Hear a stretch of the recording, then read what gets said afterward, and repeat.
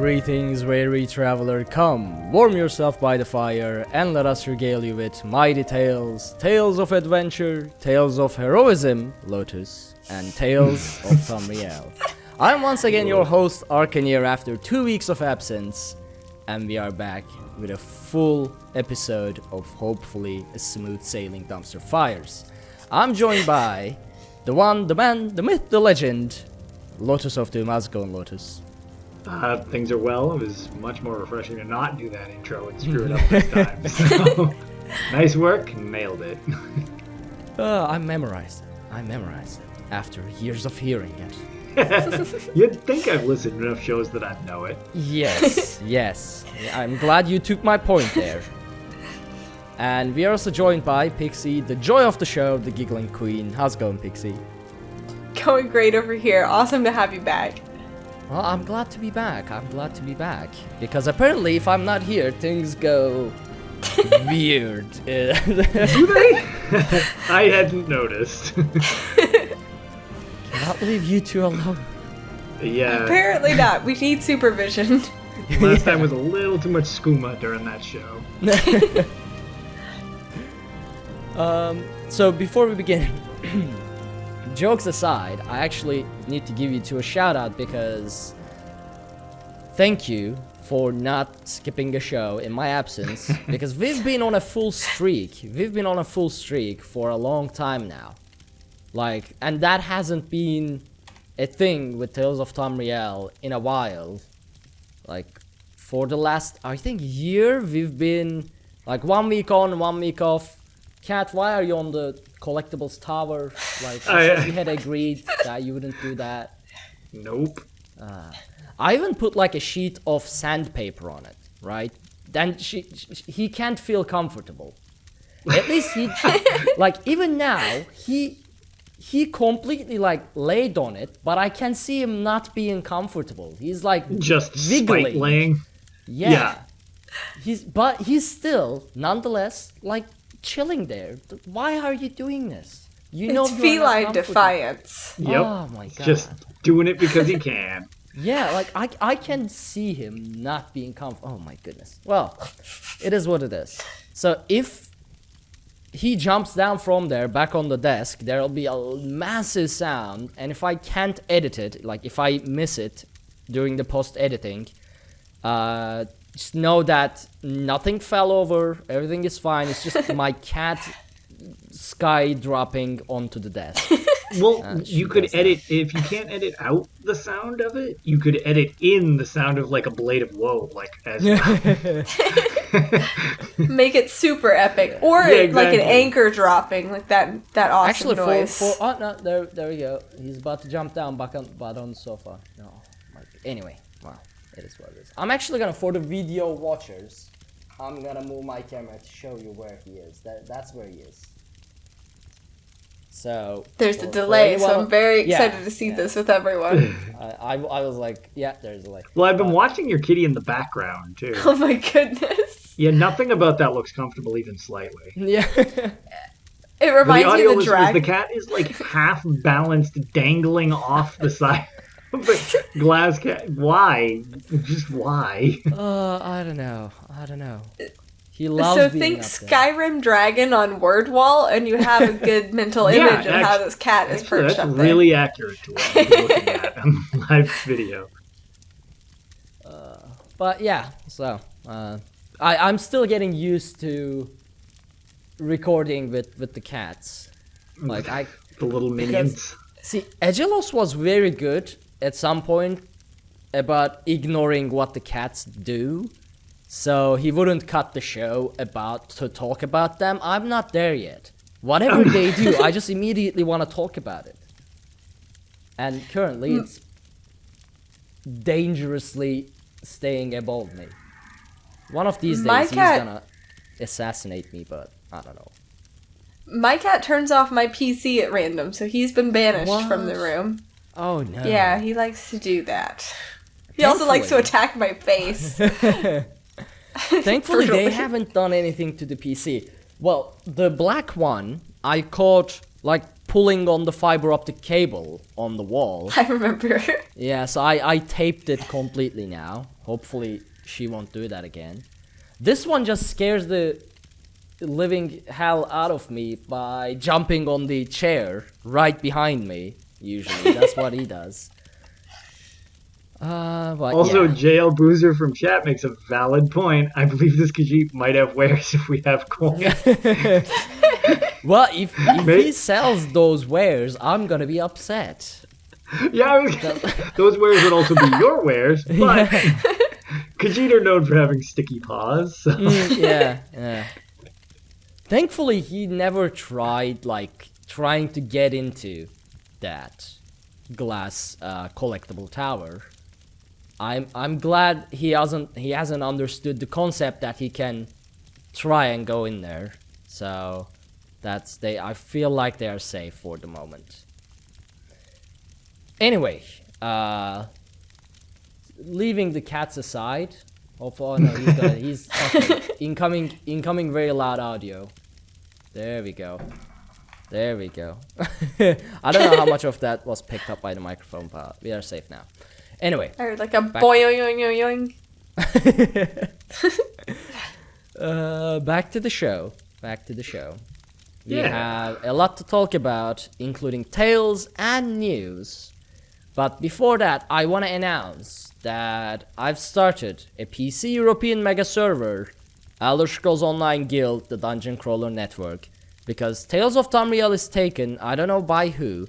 It's even possible that it's taken by me, because I may have opened the guild at some point and then gave the guild mastership to a friend's inactive account so that one day I could reclaim it and then completely forgot about it. So it's possible I have the Tales of Tamriel name, just don't know on which account. So I have to create the guild name Dungeon Crawler Network, which is still fine and still lore friendly, so that works. But if you want to join on PC European Mega Server, let me know either in YouTube comments, on our Discord, on Twitter, send me an email, or rather in-game mail, wherever you like, and I will invite you. Right. So, on to the news, because I was gonna do the news last, but let's not change the whole show structure on the fly. And I also kind of want to talk about one certain piece of news that will be fun and probably will tie into Tales as well, so I'm gonna leave that to last. First things first, performance improvement update for update 25. It is coming in February 24, so almost just over a week from now. And that is for PC and Mac, and March 10 for the consoles. And this is the update that we will have to entirely re-download the game. The thing is, the advantage of it is, first, it will be a smaller download than what it is at the moment, so less space consuming on our hard drives. It will have improved load times, improved asset loading. Basically, it'll be a solid, if everything works out, it will be a solid performance update. It's just that we will have to download everything all over again. With that, they're also giving us a free pet, and it is a red torchbug pet. I don't know what's it called. Crimson torchbug pet. There we go. Crimson torchbug. So, yep. Adorable red glowy butt is my name for it. All right. Yes. That works. I mean, Gina did write apparently into the show notes. No, I mean patch notes. Torch butt. So that. Yep. I suppose that makes it canon. Mm-hmm. Yeah. So that's about it, I think, for this. So just be ready to download about, I think, 65 gigabytes of client with the reduced size. Mm-hmm. So, and if we're losing 30 on console, I believe it's 709 right now. Mm-hmm. So that'll bring us down to 709. Yeah, I was gonna say, wow, that's like my whole hard drive. Hey, 109. So that'll bring us down to, because we're losing 30 on console, so that'll bring us down to 70 ish ballpark area, depending upon how precise to 30 it is. Man, could you imagine a 709 gigabyte? Yeah. No. I wouldn't be able to drop it on my SSD then because I don't have like 500. No. That would be the majority of my entire PlayStation drive. Right. What about the second piece of news? Man, 2 weeks of not doing this, and I'm all over the place already. I can't keep track of what I'm doing. I also haven't had coffee since waking up, but that's always an issue. Yeah. I'm going to crash shortly after the show, so I'm right there with you. So the next bit of news is the Murkmire Celebration event for the anniversary of Murkmire.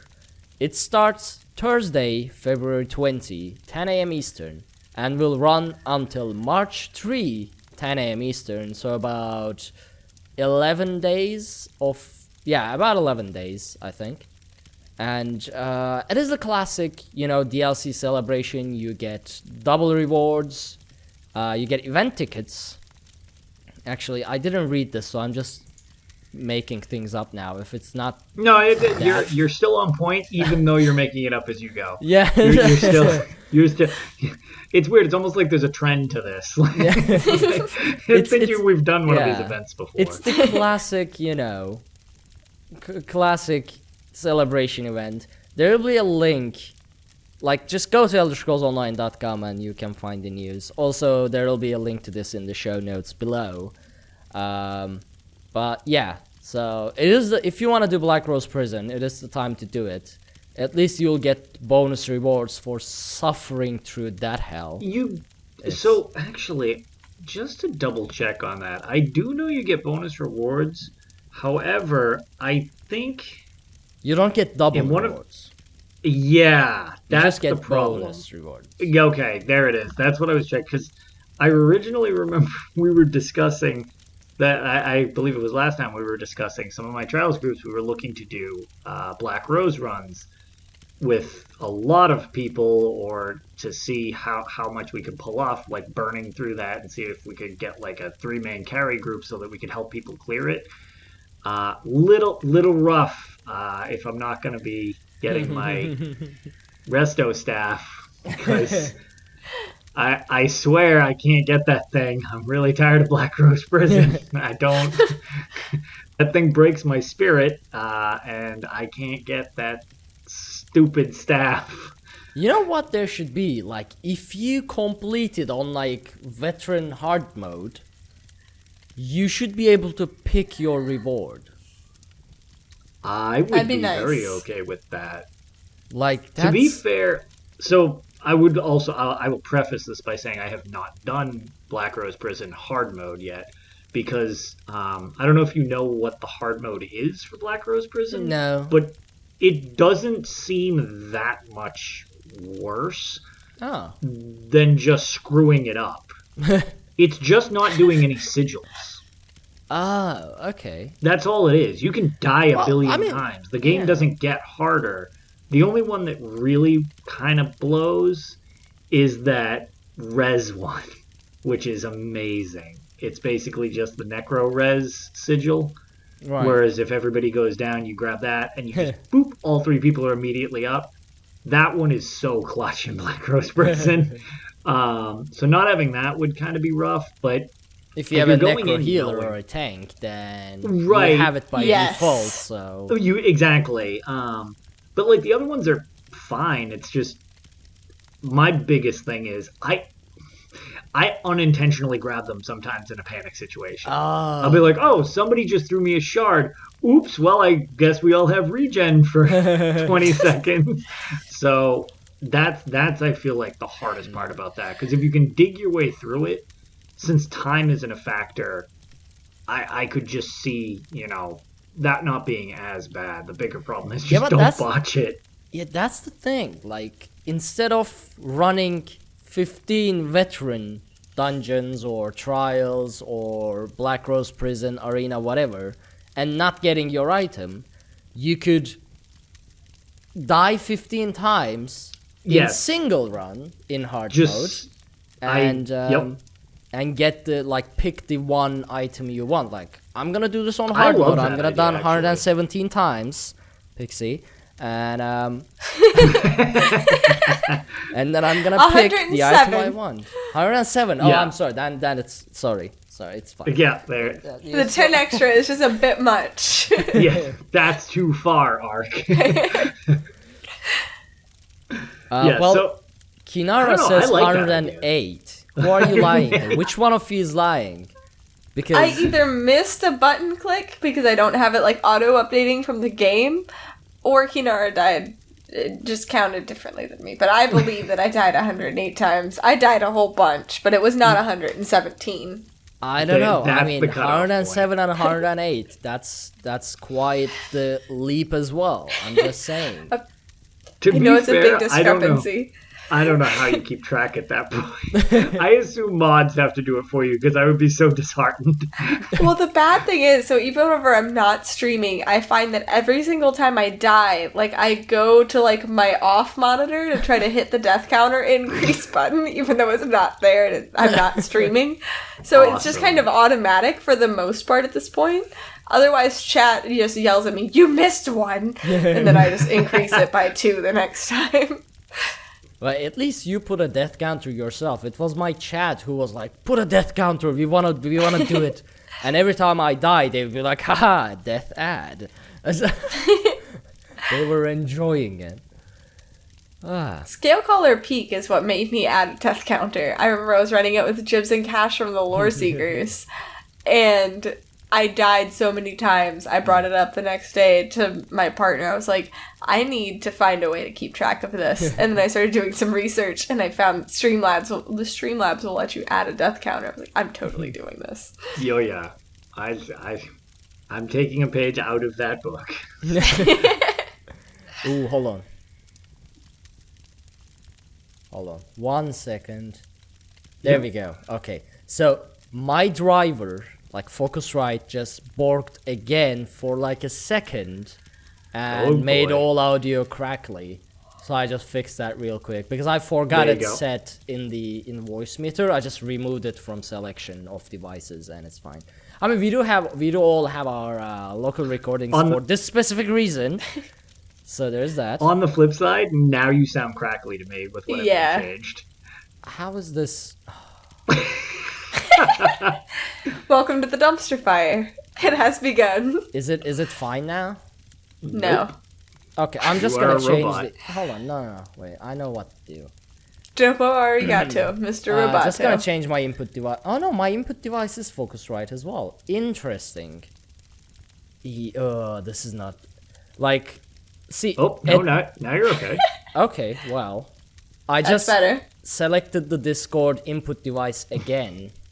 And personally, I liked how Pixie and I became your settings. Just briefly on stream. So here's the thing, when my microphone works, and when it's not channeled through voice meter, because I stopped doing that after our last disaster with half a show of me being crackly as heck. But if it now crackles, I have no idea why it does that. So I was like, hold on, that's not good. Even though, Pixie and I could hear it crackling, apparently chat says you sound totally fine. So it's literally Discord on our end somehow. Yeah. See, this is why audio is magic. No. Yep, because there it came back. On our end, you kind of sound... crackly? I have to sacrifice, I think, 7 guars at the beginning of every Now, let's not go doing anything rash, like sacrificing precious guar. Yeah, it's... those fans that are it sounds like you're speaking into a fan. Yep. Right now. But if chat says you're fine, then that's really all... Because you're totally... I can hear you fine. It's just weird. But I can understand you. It's not like I can't understand what you're saying. So if chat says you're fine, then we'll go with this isn't the first time this has ever happened. Yeah. Okay, yep, so... I was going to say, Ark is... Yeah. Yep, Chat you're says apparently I'm good, fine. so we're not going to worry about it. You'll just be a robot to us. Okay, back to news. I don't even know how we got here. Go on, RoboArc. Yeah. So, Harrowstorm DLC hits with update 25. Wait, what did you just say? That broke Pixie again. I don't know. I just said RoboArc, and all I could think of was that ridiculous Casual Rangers gif. when Casual Ranger was here, and he had the I'm pretty sure we posted that online with the RoboCop gif. Just like, Yep. That's what popped into my brain, and I just couldn't get out of Correct. that headspace for a second. Mm-hmm. So Harrowstorm DLC hits February 24 as well for PC and March 10 for consoles. It's the dungeon so DLC and the beginning of the Dark Art of Skyrim saga, and we'll get to play it finally. As for the final news, this is either one of you is going to talk about this because I've seen it, I haven't played it.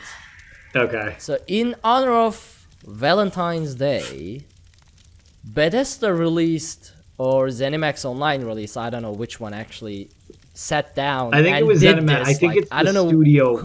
I don't know themselves. who allocated resources to this. But in honor of Valentine's Day, they released sort of a flash game called Smolder Scrolls Online. So good. I love it. Alright, walk people through what is Smolder Scrolls Online. Do you want to take it away, Pixie, or do you want me to describe it? Because I think we also played through different characters, so we've I also played got that through going. all the characters. Okay, so you went through all of them because I just had time to do Darien, and I want to do the other two afterwards. I didn't have time to do it yesterday, but as soon as I woke up this morning, I was like, I need to try this. I have to. And it works on mobile, people. So if you haven't done Yes, it yet, it you can does. pull out your phone right now, and it will work just fine. It's just tiny little hitboxes, so don't accidentally click the wrong thing. So you have the choice between romancing Razumdar, Darien, or Naryu. And they are all three amazing in their own special way. So the first one I went through is Darien, everyone's favorite heartthrob. And it goes very much as you would expect it to go with Darien. He ends up shirtless at some point. There's bread involved. When you successfully romance him, instead of hearts appearing on the screen, there's many loaves of bread. The loaves of bread flying at the screen was like the greatest thing I've ever seen. It was amazing. And then the ending, text is that he loafs you, and that was just incredible, and I loved that so much. Imagine writing there are people who are like story writers, content writers, character writers, and bunch of writers and designers in other ZeniMax Online, right? Imagine writing a character like Darien Gutierrez, right? Yeah, he is all charming and whatnot. But he's also this great warrior who fights for, at some point, Meridia, fights against Meridia, fight against Moloch Ball, sacrifices himself. He's this amazing warrior, like charming character and whatnot. And the most famous thing he is known for, loaf of bread. Loaf of bread.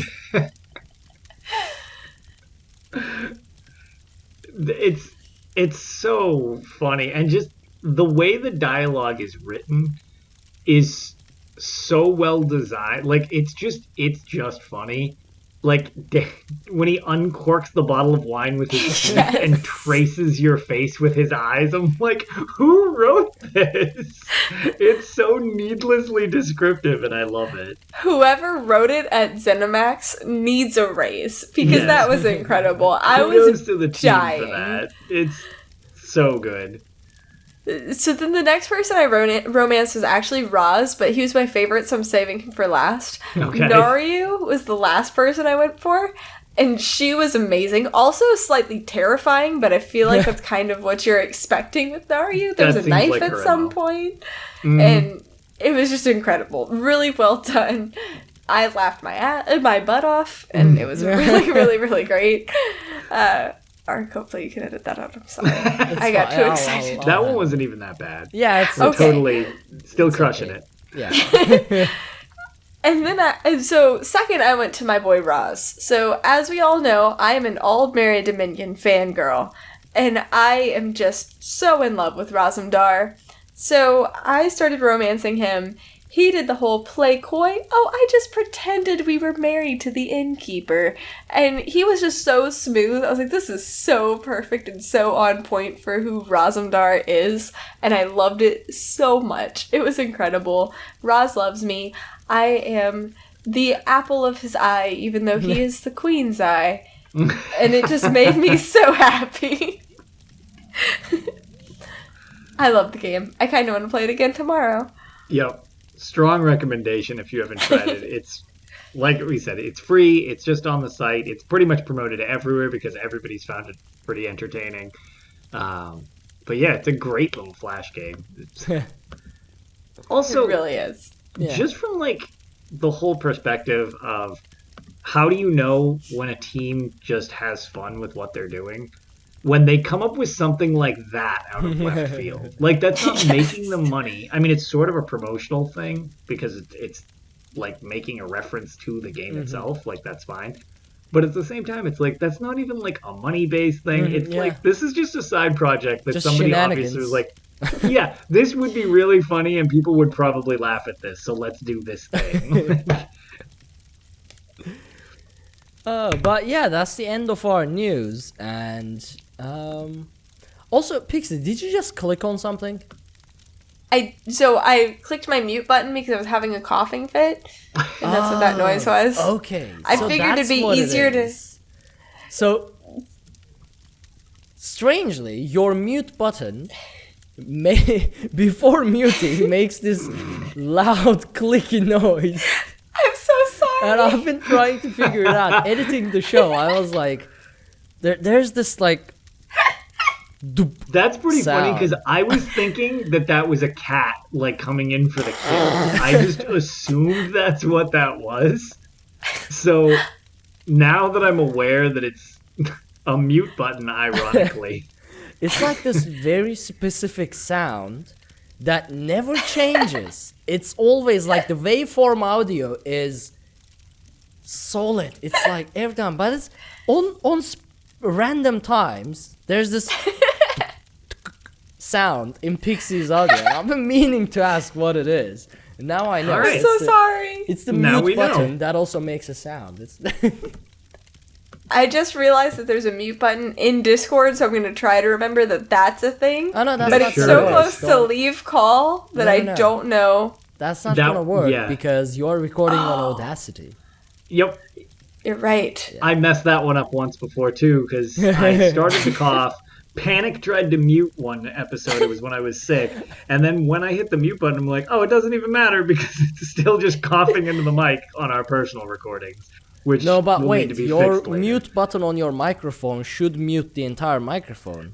Yeah, so the problem was my instinct is to hit the thing on screen. Ah, yeah. My mute button? Not gonna... Like, not muted. Oh yeah, And that now was you- muted. Yeah. It We have takes the several same- tries. We have the same microphone. Why Yep. does yours not make a noise, but mine makes a noise? But I Mine do makes have to it press very mine loud. like 3 times. So I realized earlier in the show that I had coughed, and I don't think I muted because whenever I went to hit the button again, it was not muted. So mine, I also have to like pay very close attention to whether or not it's muted, but mine also makes a very obnoxious noise whenever I actually mute the thing. So I You're don't just doomed understand. no matter what. I'm so sorry, Ark. I know it's a pain. no, it's- I see, figured it'd be easier here's than the thing. coughing. You don't have to worry about muting because I go through all of our audios from start to finish anyway. So I can edit out the coughs and like sneezes, whatever, any sounds. Don't worry about it. Yes. Relax. I was going to say, Okay. you've become quite the battle mage of sound quality, I'd say. As Well, you've I been would say practicing with I don't this. think it's battle mage. It's more like a barbarian way of editing. Just bludgeon it. Just yeah, like 2 hammers and the audio. It's okay. What we were right, Tales. Now we can get So to we Tales. can get- That was the yeah. NFR. Why Now, don't you you go both first, have- since you've... Actually, yeah, I was okay, gonna I'll go first because Yeah, you both you've have been MIA, so I'm curious to get frustrating- your update. Yeah, we'll listen to you guys suffering after me. First, we are gonna listen to my suffering because I've been playing ESO. Now, remember a few weeks back when I was actually on the show, I was whining about not having gold, right? And Yep. I need gold because there will be great houses with Greymore, hopefully. So I'll be buying them and I'll be decorating them. You need gold for that. So what I did, I actually checked my crafting bag, and apparently I had 1 million gold worth of gold materials just sitting in there. So I sold them, bought some bank spaces. I think I have like 700k gold again. So do your writs, definitely. This is just me doing writs every now and then on 4 characters, 2 of which is low level. So if you have a lot of characters, do your writs. If it made me this much gold, like if you're doing writs on multiple characters regularly, will probably make you rich. So that's out of the way. I've been wanting to talk about that. So I've been actually getting back into ESO. I'm trying to stream weekdays here on the Dungeon Crawler Network Twitch channel, twitch.tv/Dungeon Crawler Network. We wait you here. And add some like gameplay streams throughout the week as well, and I do that with, at the moment, Elder Scrolls Online. So what I do, obviously, when I stream Elder Scrolls Online is pug dungeons, because why not? And the first time I do, like, I've been MIA from the game for a while, as we all know, and the first time I jump back in to actually play the game and do like, okay, let's pug some dungeons. Random veteran. Bloodroot Forge. Nailed it. At that point, like, I'm in the loading screen and I'm like, oh goodness me, Lord, no, please, no. I'm having all the flashbacks of being stuck in there for like 10 hours. Everything is going through my mind. Like, this is not how I get back to the game. This is not how it's supposed to be. Finn, damn it, Finn. It's like everything. I load in, and they're at the last boss, which scares me even further, because if the tank left in the last boss of Bloodroot Forge, things are scary. It's like, oh no, what happened? How many hours have they been in here that the tank left?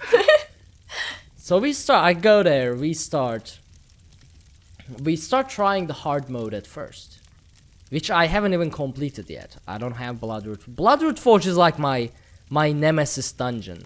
Like, it's the one that, because there's so much going on. There's lava, there are 3 bosses that have 2 different attacks that will one-shot you if you miss it. You gotta block, you gotta dodge roll. Crackers. Yeah, you gotta run around. There's lava everywhere, and at some point I'm like, where do I go? What do I do? What is happening? And then I get stoned. It's like, what? I can barely see the boss's attacks, because amidst all that chaos, there's like the friendly AoEs, there's lava, there's fire spewing everywhere. I'm trying to resource manage, so I'm like watching my stamina and health bar down below. And the boss only has a very simple visual cue about one-shotting you.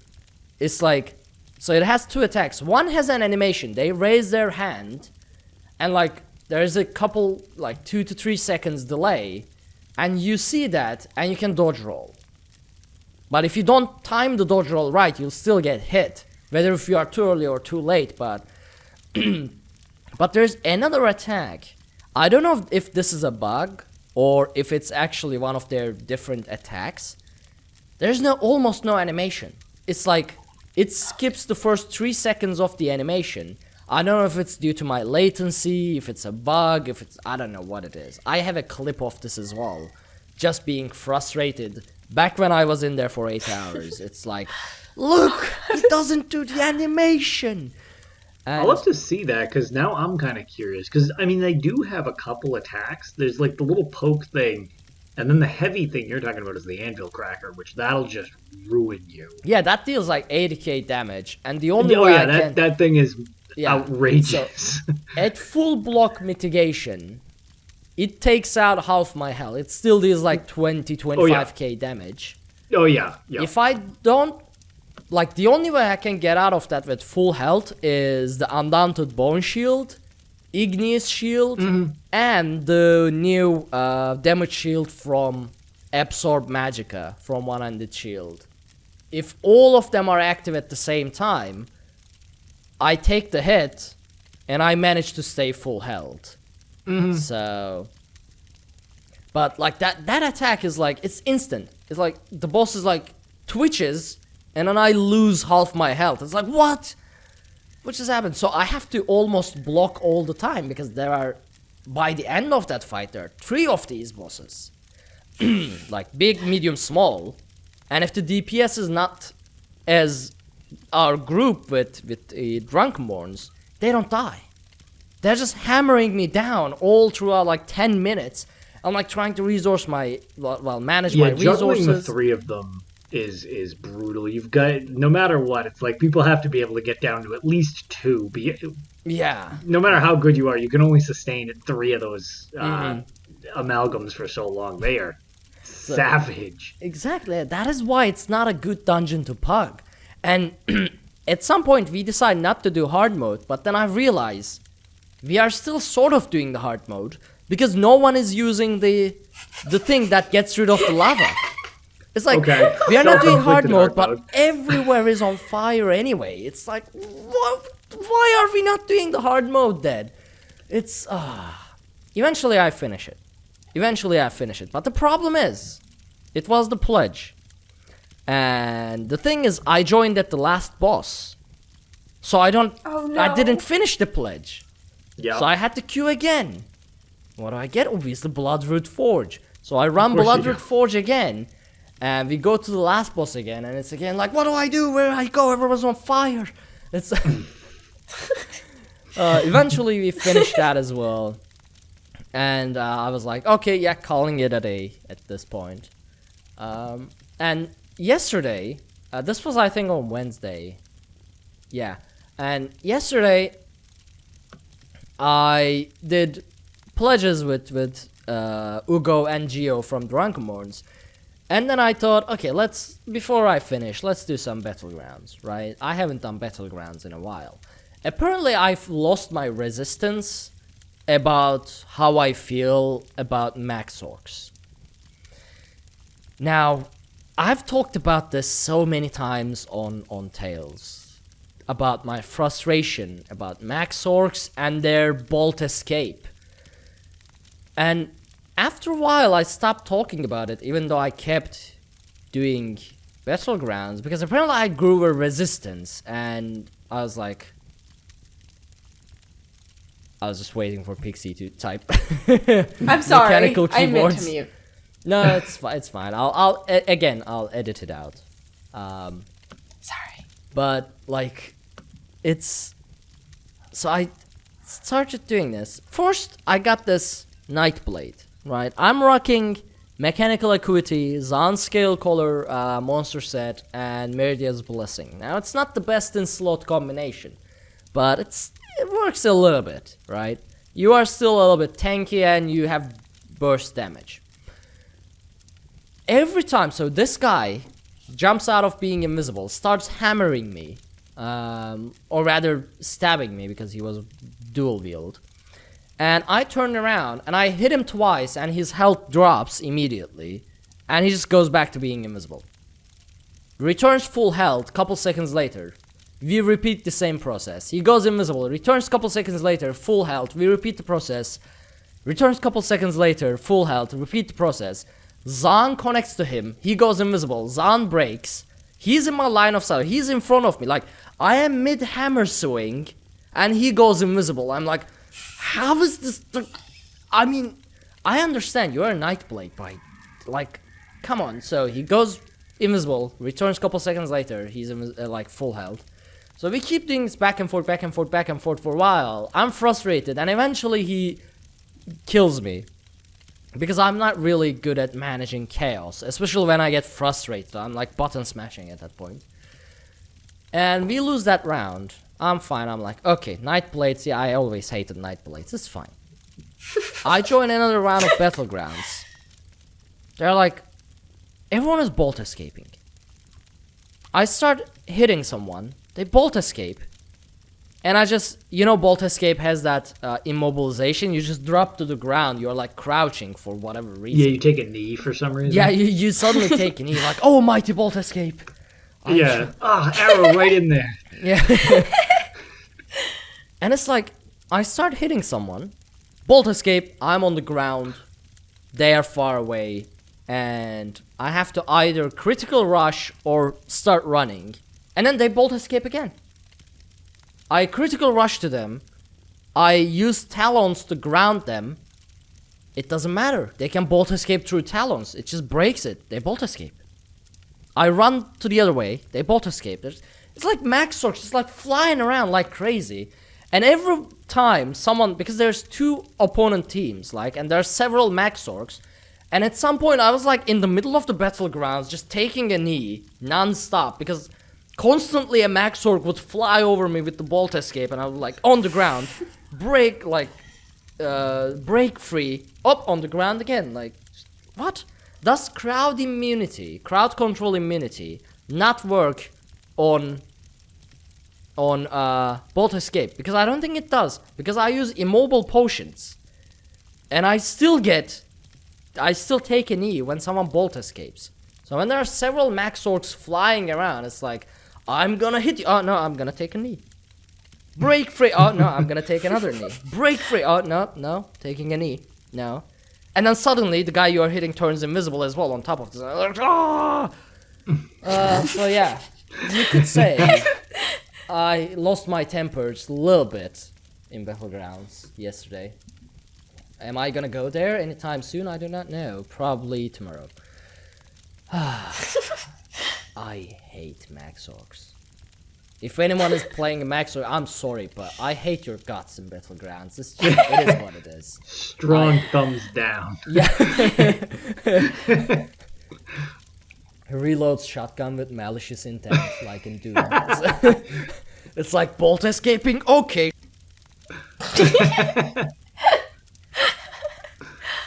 Bring in the Doom Marine.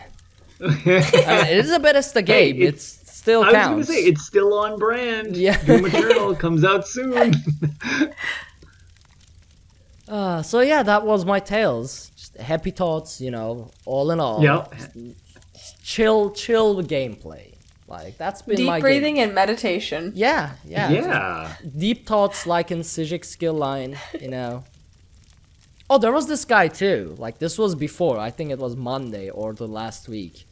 So, I'm hitting this guy, and he just runs for a bit, and he starts meditating.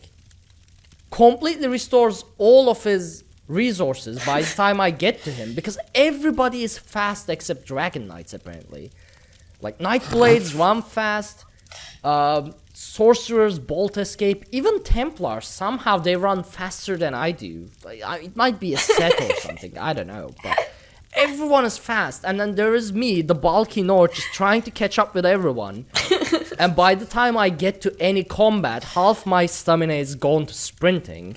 So it's like I start hammering someone down, but then I don't have any resources, and they bolt escape.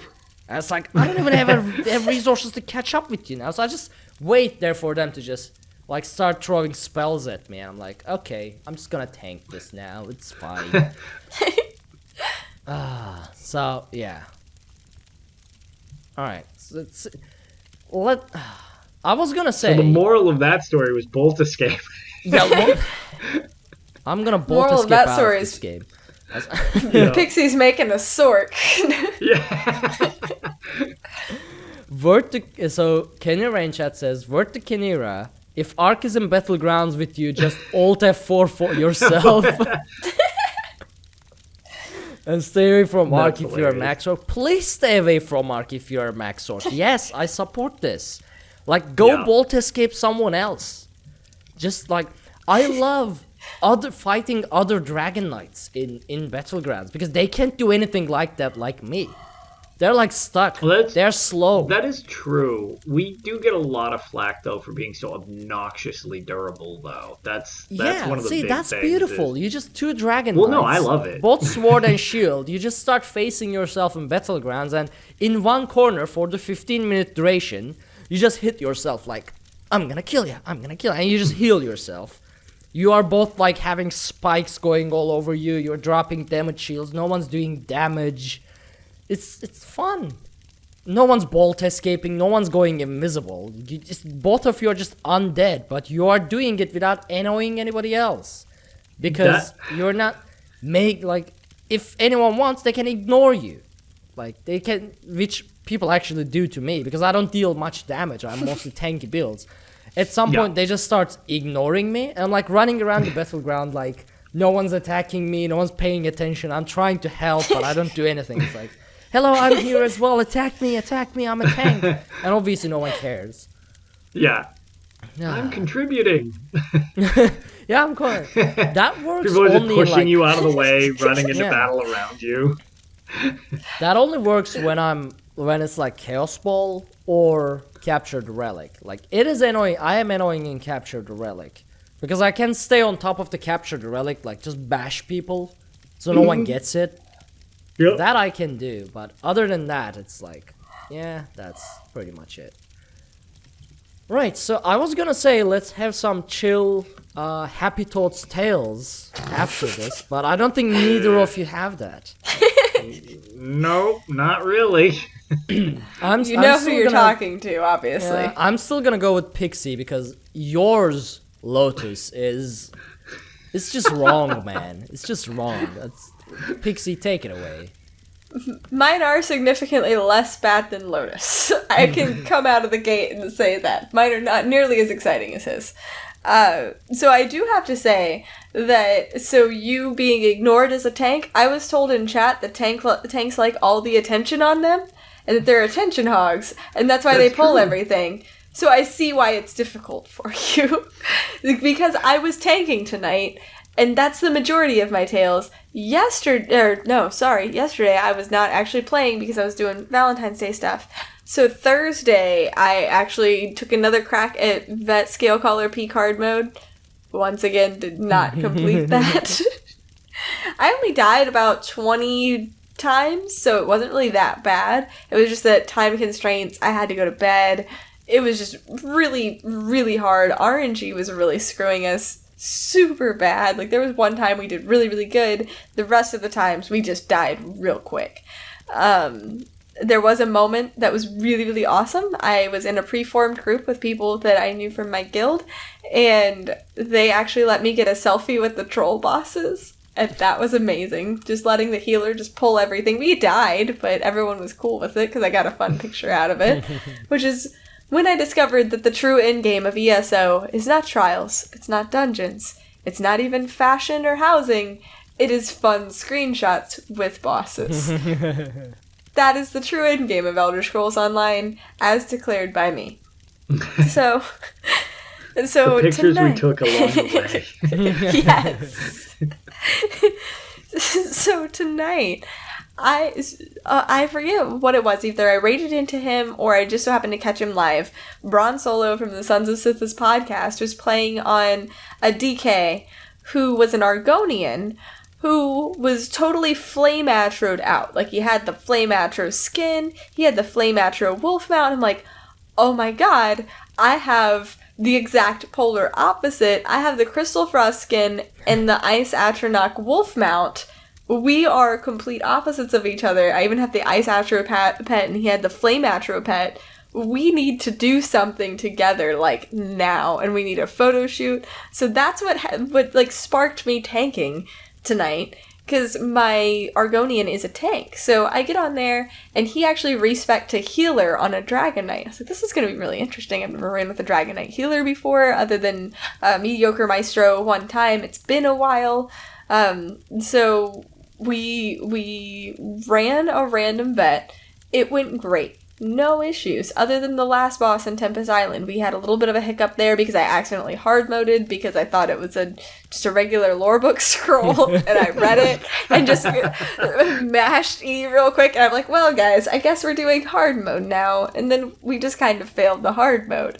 So you're like, you know what, actually, we're going to do the hard mode the next time because we got it really close, but someone's Warden Bear pulled. And so we're just like, we'll just kill it this time and just move on with our lives. So we killed it, and I asked them, I was like, so do you want to do March of Sacrifices on normal, which I feel very confident tanking, or do we want to just see how many times we die in Vet? And they voted for Vet. So me as a noob tank went into Vet March of Sacrifices. We got through the triplets boss actually pretty well. I died a couple of times, but they were able to res me, and we cleared that pretty quickly. We get to the Spriggan boss, however, and we just died and died and died, and it turns out that the large part of the reason why we were dying is I was only looking, like, I was pulling everything, but only paying attention to the actual Spriggan, and just getting annihilated by the heavy attacks from the Lurchers. To which I kept yelling, "Kill the lurkers," and people in chat got very nervous. And so we finally got good at killing the lurchers, but then we realized we had to synergize, and then it was just too much, and then it was time for Tails, so we didn't finish. But I do want to tank that and beat that on Vet at some point, because I have beaten it on Vet on my healer, and I need to beat it on another roll. Yeah, that is a rough tank test. Yeah, but once you actually do tank Match of Sacrifices, there's like, you are good to go for most of the DLC dungeons. There's like a few that makes me feel better. Mechanics that are harder than that. That does make me feel a lot better, because my pride was crushed a little bit whenever I just had no idea what I was doing, and I just had all of these lurchers, and they just really liked to hit me, and it killed me in one shot for like 50k. I was like, no, please, no more. For me, the toughest one is Moonhunter Keep, I think. The werewolf one. I've done that one on my tank on normal. Yeah, that is pretty dicey on Vet. Especially, a lot of people have issues with the courtyard wolf mother thing. That, I mean, okay, so let me preface this by saying I haven't run this recently, but my old team, when we used to just do obnoxious stuff, there was one thing about that one that I did not like. So if you kill the wardens, she becomes less enraged, the wolf queen there. So you got to keep the wardens in check. Well, our theory was, what if we just don't kill any wardens, and let's see how hard they can hit me. So I believe it was either 6 or 8 wardens were up, and we were annoyed. She doesn't just become enraged, she becomes invincible. Oh. Like, her bar just does not take damage, and it just turns gold, like she's in an immunity phase. And hits for, I think she was hitting me through block for like 116k. And I'm like, okay, screw you. Like, that's not fun. Like, you called our bluff and beat the hell out of us. But well, there is one way to not get that. Like, the magma shell is the only way. Yes, and so it's funny because... I love magma shell. I do too, and I hope they never change it. Yeah. Unless they want to make it stronger. True. But yeah, because I have survived through that laser grid thing and Frostbolt. What? You should not be able to. Even with magma shell, you should not be able to go through. Oh man, laser. nope, brings me down to 32% health, which just seems like nothing about it works. It either does 3% damage or it kills you because it's a mechanic. Somehow in that one, it brings me down to 32% health. I was like, that literally didn't go to any of the qualifications of this skill. Yeah. But whatever. That is that might be a glitch. Because so the laser... Okay, we can actually calculate how much damage the laser can do. How much health did you have? I usually walk around, I think I have 39.7. 39.7. Okay, 40. We are gonna say 40. Yeah, it's around 40k. 3% of 40 is 40k, that is 12k. Wait, no. 1200. Okay. Okay, so 1200. Yeah. So that should do 1200 damage. No, wait. 40k. Hold on. That sounds right. 3% of that? Oh, not plus. Oh my goodness. I'm very lost with all of this. Okay, math. yeah, 1200. It is too late at night. Yeah, 1200. So, as a 40k health Dragon Knight, since Magma Shell caps the damage you can take at a time to 3% of your max health, you can only take 1.2k damage from a single attack. Now, if it dropped you to like 30% health, you were dropped to like 12k health, which means you took 28-ish k damage from just being in the laser for 1 second. Yeah, as that it passes means through me. In 1 second, you got hit about 20 times by the laser. That is a lot of ticks of damage. Yeah, so I suppose the laser, if Magma Shell actually allows you to survive the laser isn't a mechanic like if you collide with this, you are like is dead equals true. It's not. It doesn't work like that. Instead, it deals you 20. I forgot my calculation. So 1200 damage, but the ticks are just like No. 1200 damage is the damage you take. Only the 3% of it is 1200 damage. Oh well, right. It caps it, but yeah. So basically, right, it so does that, deal more. Tick. Yeah, it does deal more than 1200 damage at the very least, because we can't calculate how much because the damage is capped. Right. So 20 times in 1 second. Yeah, so it's basically ticking me just freakishly fast. Yeah. In that brief period that it burns through me, because that's one of the few things that like with all the weirdness of that dungeon, and I've blocked the lasers and I've jumped over the lasers, none of that's consistent. Yeah, no. Whereas the Magma Shell, if things are going to hell, that I totally have been able to do on command. Like, and again, I kind of don't. You know what? Actually, strike this from the podcast. Finn, don't listen to this. Don't fix this. I need this. And honestly, for lasers, running Frostvault again with pugs, because why not? Lasers were never a problem for me. It's always that I am the only one who survives the lasers.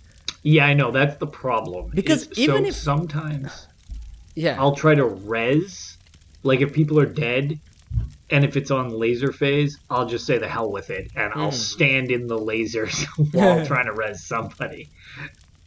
No, the thing is, so even if people do the mechanic right, the squishies, the DPS, they can't take the damage from the AoE attack of the Dwarven Spheres. Yes. And because you're all bundled up in a small area, due to lasers, they just get hit, and they die every time. It's like, I try my best with like igneous shields, barrier, whatever to keep them alive, they just die. So I keep on like hold on to my ultimate, and then once the laser phase ends, I start running to these electric balls that explode and kill the ads. So I kill as many ads as I can with the balls, and then start raising people. So the only thing I can suggest, I don't know how we devolved into advanced tactics on DLC torture dungeons, but this is quite a tangent. But the only other thing I will note that we did kind of utilize is like another method for sort of helping. Now, it will only help one other person on the team, but if you guard one of the squishiest people or prioritize the healer so that no matter what, the healer won't go down, if you guard that person, whatever that skill like is from the support skill. Don't think it's assault. Thank you. Just tag one of them with it. Now, granted, you're going to be soaking 30%, 35% of their damage as well, I think it is. So you're going to really need to pay attention to your resources, but at the same time, it can make things a little easier at least for one other person. I've done that with a healer before, just to make sure everybody stays up. I've just kind of linked to them, and I was like, well, I'll just get abused harder. But if you can stay up, you can, 1, heal my extra abuse, and 2, keep up the people who are actually completing this. Mhm. So. Yeah. I mean, see, another thing is, people, like, don't do the mechanic about killing the ads with the electric bolts. Like, if you have super high DPS, it's fine. But if you don't, the only way to keep the ads in check is by jumping on those suicide balls so the ads die. Mm-hmm. I can't do it as a tank, because if I move to the corner to blow up a ball, and then the boss follows me, oh yeah, the laser phase is impossible to survive. So I gotta stay in the middle. Nightmare. But the DPS, like, I can keep them alive. I have damage shields, I have, as you said, guard, but they just gotta jump on those balls, like, it's otherwise it can be, again, if you have enough ranged DPS that you can just kill the ads where they stand, it's fine. Oh, for sure. But otherwise, that's the only way to get through it. And I have other Frostvault, like, I think I've done Frostvault laser boss specifically for 6 hours non-stop with a pug group. And at that point I had already completed the dungeon in veteran like several times. This was just like, I'm gonna do it with pugs. And then I had to suffer through 6 hours of laser boss in Frostvault with, I don't know how many group members changed there. It was like, I think we went through 10 people by the time we got through it. It was insane. So yeah, we devolved into a DLC. Yeah, that topic. But anything else, Pixie? I don't know how that got off on Pixie's Tales. So what else? Pixie, I don't know how that devolved into us talking about that. Sorry. So the only other quick mention, as Kinara in chat here said, so Kinara was actually one of the unlucky souls. Oh. You are complete. Say something. I'm talking. Okay, there you go. Your voice just went away completely for a lot. Yeah. Oh no. Okay. It might be the time where we do the Discord reset thing, because. Oh God. Yeah. Cross your fingers, everybody. No. Do I need to press a button? No. So what's going to happen is, because after the first 1 or 2 hours of our Discord calls are always almost perfect. But after that time, people start to blank out in audio for some reason. Oh. I don't know why that happens. The only thing I want to mention is the last time we did do this, because this actually was very effective for a while. But the last time we tried this, your computer hard blue screened. Oh, you are correct. Yeah, everything had crashed. And I think that's why we were just stopped doing that, because we're like, well, now what do we choose is worse? Do we drown ourselves or electrocute ourselves? Which is worse? Right, that is true. Let's not do it. I mean, the audio will be fine anyway for the recorded version. Sure. But it was just for live version. The podcast listeners are probably so every time, so during the live show we talk about oh no, you lost your audio, oh no, you got robotic, all sorts of these things. And then podcast listeners, the audio form listeners, probably are like, what are you? Why do they spend so much time talking about, oops, sorry, this is broken, this. Whereas live chat is just oh yeah, they're on fire all the time. That's just what they do. The recorded version sounds totally different. This is why, if you want to catch us live, you can do so 11 p.m. Eastern Saturday on twitch.tv/Dungeon Crawler Network. A fine plug for the dumpster. Speaking of dumpster fires, I decided, because I was urged on by people in voice chat and in Twitch chat, that even though one of our members of the group was only CP 150, I should totally bring them into Vet March of Sacrifices with us as a noob tank. And so Kinara here in chat got drugged through a dungeon that he was horrifically unprepared for, just because he's fairly new to the game. And I'm so sorry. That is a rough experience, I would imagine. No. But here's the thing: you can't just if you want someone to learn how to swim, you gotta just throw them into the ocean. That's how it works, right? I mean, Yeah. if you want someone to learn the game, just throw them into Finn's nightmare realm, and they'll most definitely love the game. It'll be fine. Yeah. It's like Finn's realm of nightmares and suffering is the best place in Elder Scrolls Online. For anyone who doesn't know, Finn is the lead dungeon designer of Elder Scrolls Online. He creates all these frustrating, soul-eating. I don't know. It's just deadly. I hate you, Finn, but I love you. But I also hate you. F you, Finn. Yeah, solid F you, Finn. Didn't also, he have shout out to Yeah, go ahead. So shout out to Kinara really quick. He was so awesome a couple weeks ago. It was his first night ever trying a trial. Ever. And we drug him into Cloud Rest Plus 2. Yeah, why and not? He did fantastic. That's one way to get accustomed to trials. He did great. We cleared it. It was fantastic. Well, there you go. Well, I don't know. I mean, it's fun when you suffer. So I don't know if you are playing this right, Kinara. If you are doing this right, then you are doing this wrong. I think Finn at some point had a engraved plate of #FUFinn object or something like that. Didn't he have that on his desk? He if not, I embraced hope the he idea. makes one. Yeah, Finn, if you're listening to this and if you don't have it, you need to get an engraved frame of #FUFinn. I believe he mentioned once that he does have a wooden, you know how people have those little wooden words that they keep on their desk, like life and stuff like that. I'm pretty sure he has an FU Finn on his desk. Yeah, I remember something like that. That is amazing. Yeah, so. You were saying Pixie again, but it got derailed once more. You said another thing to mention, and then we started bashing on Finn. Sounds about I right. honestly don't remember. That seems like it flows perfectly fine to me, though.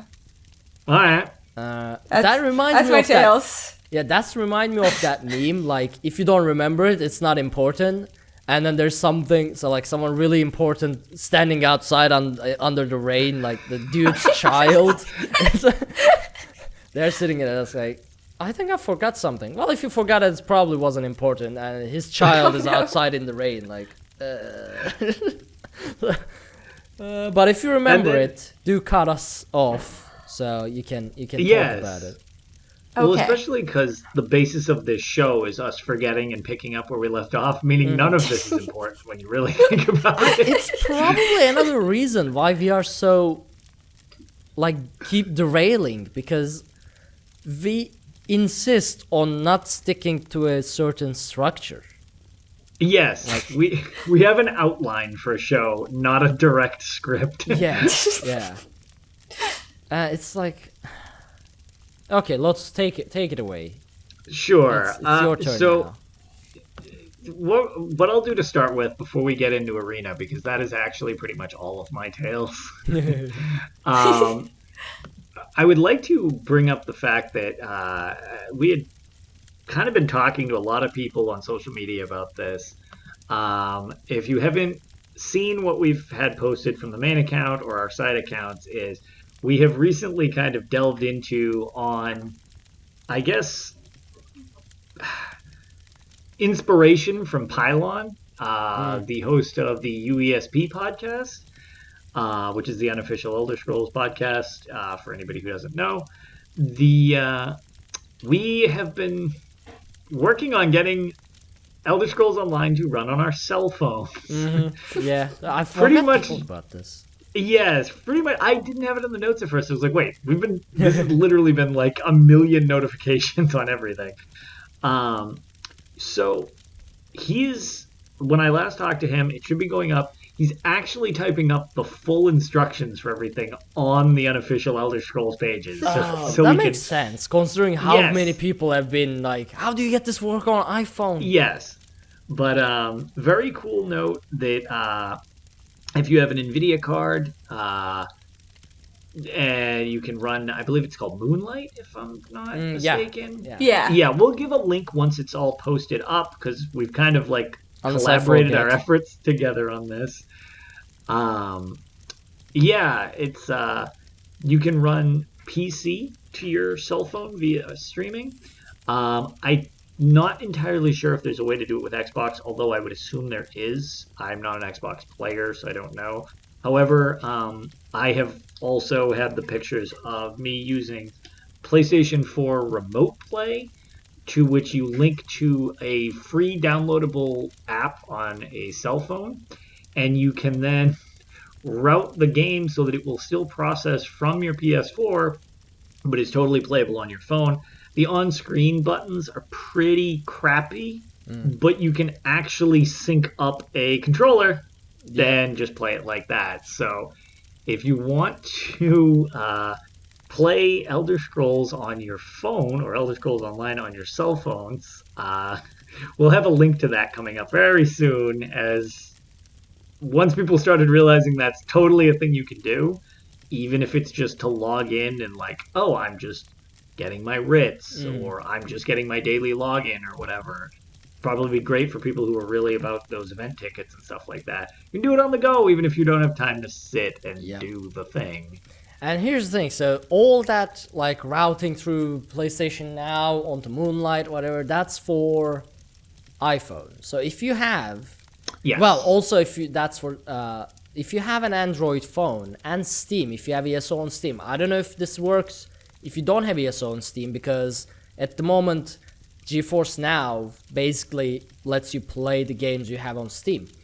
But because you have an account that you can log into the game, it probably will work if you just have an account of Elder Scrolls Online. So GeForce Now is NVIDIA's cloud gaming solution, right? It's been out for a long time. They tried it with NVIDIA Shield, they tried it with NVIDIA Grid, but lately, I think, I don't know what changed. It might have been that the Android app is released, that I've been seeing it around. So I thought, okay, and we've been working about it at work as well with my coworkers. And at first I was like, yeah, cloud gaming, not gonna work. Everybody tried, everybody failed, right? But since it was on the phone, I thought, okay, let's give it a shot. So I downloaded the app. The app doesn't exist on iPhone, it exists on Android. So GeForce Now app. So I downloaded the app, and the first thing I see is Elder Scrolls Online Destiny 2. I'm like, wait, what? For real? So I launched the Elder Scrolls Online, which I'm doing it at the moment as we speak as well. Actually, I shouldn't do it as we speak, because I don't know how much of my upload speed it will mess up. Oh yeah, nuke your upload. Yeah. Well, actually, it shouldn't nuke my upload, because it just sends the input data. It shouldn't. Oh yeah, so it actually just it'd only stress out the download side. Yeah. You're right. Yeah, good point. So what it does is it opens up a virtual machine for you in NVIDIA's data centers. Downloads the game there, which takes like super short, and you authenticate it through your Steam if the game is on Steam. If the game is free to play, it just lets you play, as far as I think. And you basically connect to NVIDIA servers, and through NVIDIA servers they connect to Elder Scrolls Online's data center, and you just stream the game onto your phone, and it works. It has an on-screen gamepad, which is enough to do like writs, whatever. But also, you can also connect an Xbox controller via Bluetooth on your phone. And I did that. I connected my Xbox controller to my phone. I connected to ESO. Okay, I failed the network test because we might be because we are streaming. Oh, actually, my internet speed might be below minimum requirement for this as well. I think it wants like 50 megabits or something like that. Anyway, so Xbox controller on the phone, you can play Elder Scrolls Online on your mobile. Or on your Mac, whatever, anywhere you go. Like, even on your PC, if you have a low-power PC, you can play games with, like, 1080p, 60 frames per second, RTX enabled, all that shenanigans. With just, like, Intel HD graphics embedded GPU, you know? So, it is interesting. When the internet, like, connection spikes or, like, goes up and down, the quality does get affected. But still, as Lotus said, you are away, you are on a work travel, you are on a trip, you want to get your login reward, you want to get your event, you want to redeem a pet, whatever, you can do so on your mobile. And I don't know how I'm gonna work now, because now I can actually get ESO to work on my Mac. So, I don't know. Destiny 2, like, bunch of games, Dark Souls is in there, Mortal Kombat is in there. So I'm thinking Mortal Kombat on the phone. I just have to figure out how to connect 2 Xbox controllers to the phone, which I don't think is possible via Bluetooth because it's single channel. But yeah, that seems like that would get real complicated. Yeah. Well, I mean, at this point, who it's knows? like doing weird things in a keep dungeon. Coming up with new workarounds and everything. Yeah, yeah. As Todd Howard once said, it just works. So I haven't done it on my phone yet, but I actually, about a month or 2 ago, Pylon actually walked me how to do it through Moonlight, so that way I could remote to my Mac, because I have a MacBook Pro, and ESO on Mac, it's a huge download that I don't have space for, B, not as good as on my PC. So I was streaming it to my Mac so I could sit in the other room without having to haul my entire PC in there, and it works really, really well. I don't think I would run like a Vet DLC dungeon or anything just like crazy with it, but I definitely play it, and that's how I like to use that time to do my my surveys and everything. I'll stream it out there to where I can watch my child and also ESO. Yeah, it is definitely... It definitely changes a lot of things. I mean, it does require a very stable and high-speed internet, but other than that, like at work, since we are connecting like 80 devices, not including everyone's mobile phones, to the same network, it goes up and down fairly frequently. So the video quality of the stream of Elder Scrolls Online or any other game is like, one moment it's 1080p, next moment you are playing Elder Scrolls Online in 144 resolution. It's it can be weird, but it doesn't stop you from doing your like writs and whatnot. Right. Anyway, Lotus, continue. Let's see, where was I? Arena. Oh yes, so yeah, that was the extent of my ESO. So, now, I guess so. I streamed after the show happened last time. So I got the game to work on stream, which is a huge step in a direction that I was hoping for. Mainly because I was having a rough time getting it to kind of cooperate. But it's good to go. All I needed to do was convince that Streamlabs knows that the Elder Scrolls 1 Arena is a game. Because it's actually an option in the directory, which I found very funny. However, Streamlabs also does not realize that DOSBox playing Elder Scrolls Arena is a game. And it just doesn't do anything. So I got it that it would... I capture DOSBox itself in a way that it's just showing that screen. Like it's just running a program, and then I just... like, yep, it's totally Arena, don't question anything.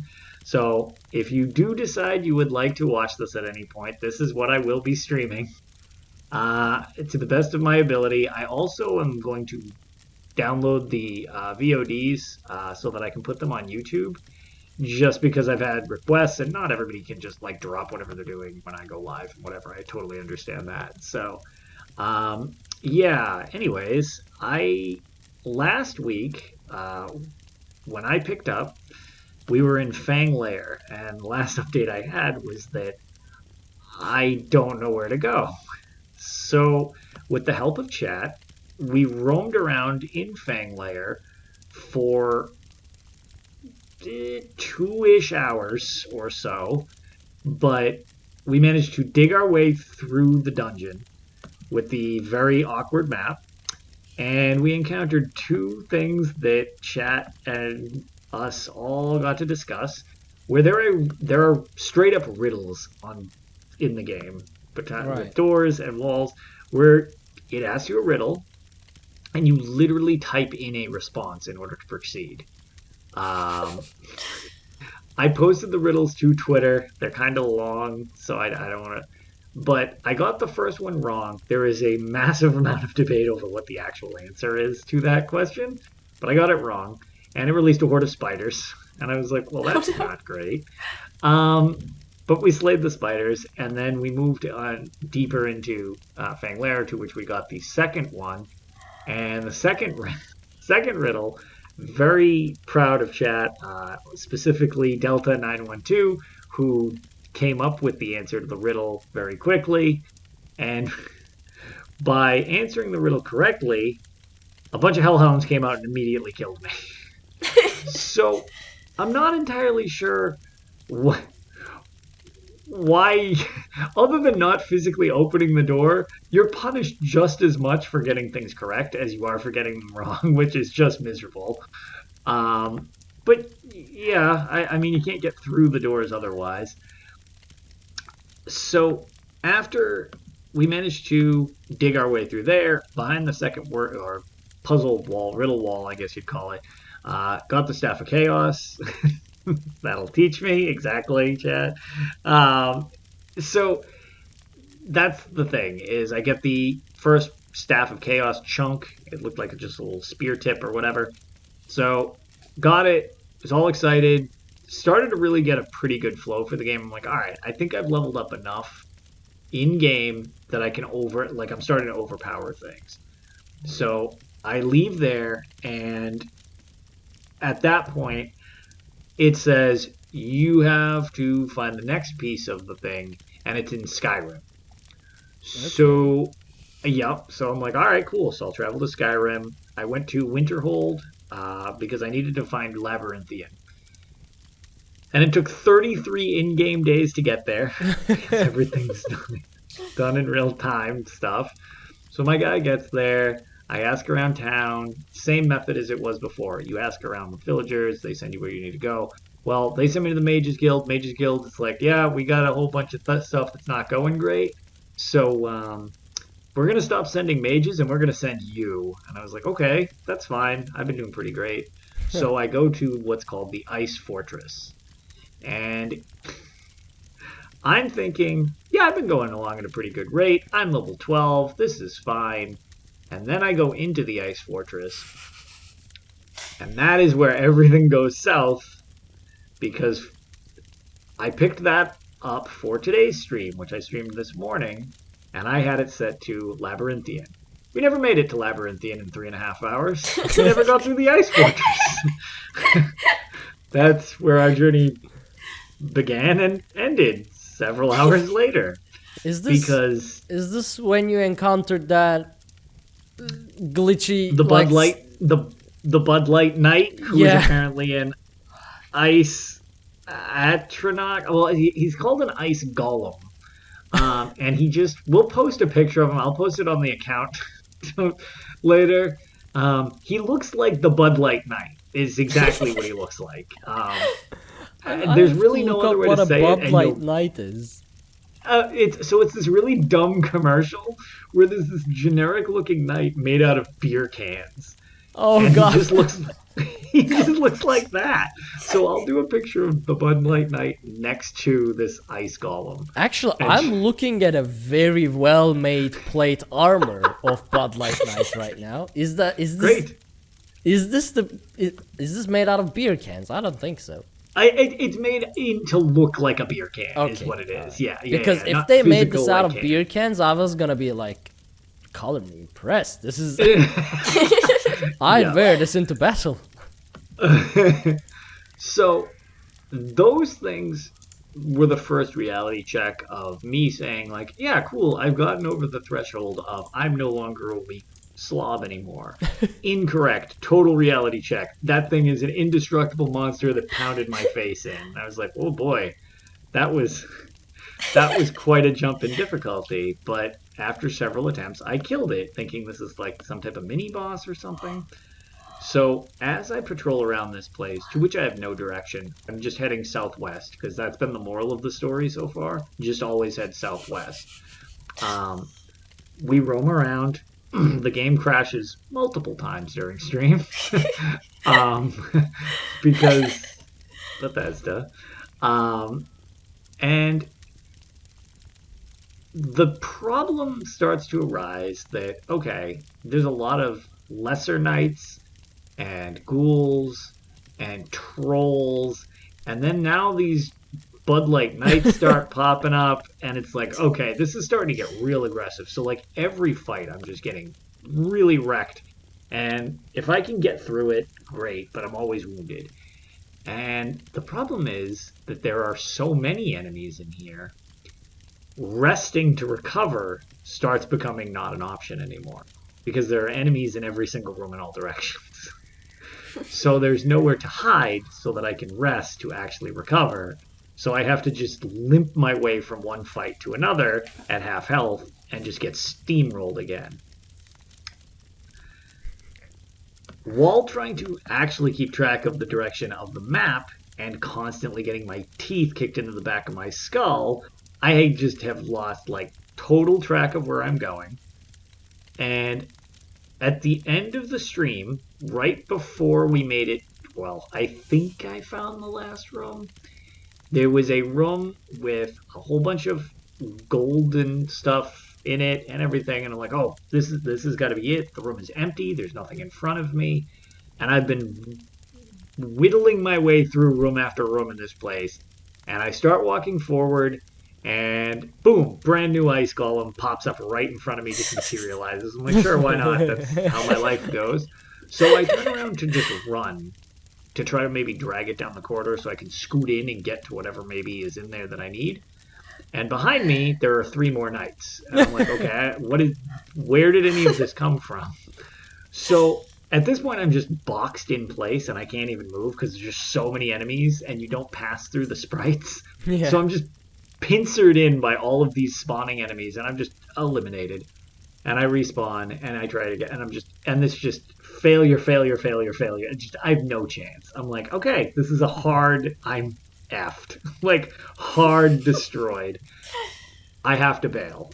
So I have decided that, also during the length of this, the reason I'm getting crappier as I go as well, even though I've leveled up while doing it, is my weapons are breaking because I fight so many enemies. They're just shattering on just the constant skulls that I have to try to cleave in. So my gear's destroyed. I basically have no weapons. And then it got to the point of, as I was falling back and I was trying to defend against one of the Bud Light Knights, I'm down to a sword that it's not magically enchanted. They're all broken, anything that I cared about. So now I'm just using like toothpicks and rocks that I'm finding on dead enemies just for the sake of hitting them. It's so low below this thing's armor class that it is physically incapable of even damaging it. So I'm just completely neutralized. I can't do damage to the enemies anymore. I'm just that useless. And I'm like, okay, we're going back to town. Like, I have to go to Winterhold. I need to recover. I need to at least repair this crap so that I can try this again. So I decided this is where we're going to call the stream. I'm going to go back to base. I'm going to get myself repaired. And then maybe I'll do a little organization, see if I can get some better gear from the stores and stuff like that. And the next time I stream, that's where I'll pick up. I was like, okay, I'll just go back in. And the coup de grace of the situation, as I try to leave, is the game it doesn't crash. It freezes in the middle of a music note. So I'm not going to produce it for the sake of deafening people, but it was a loud kind of squonking hum. And that pretty much confirmed that you've had enough arena this day. It's time to just stop. So that was where I called my adventure after 3 hours or so. And it could have gone better. Could have definitely gone better. My last report was when I got to Fang Lair, and then it was a follow-up of I'm still in Fang Lair. Well, this week I got to Ice Fortress, didn't even get to Labyrinthian, and I'm still in Ice Fortress.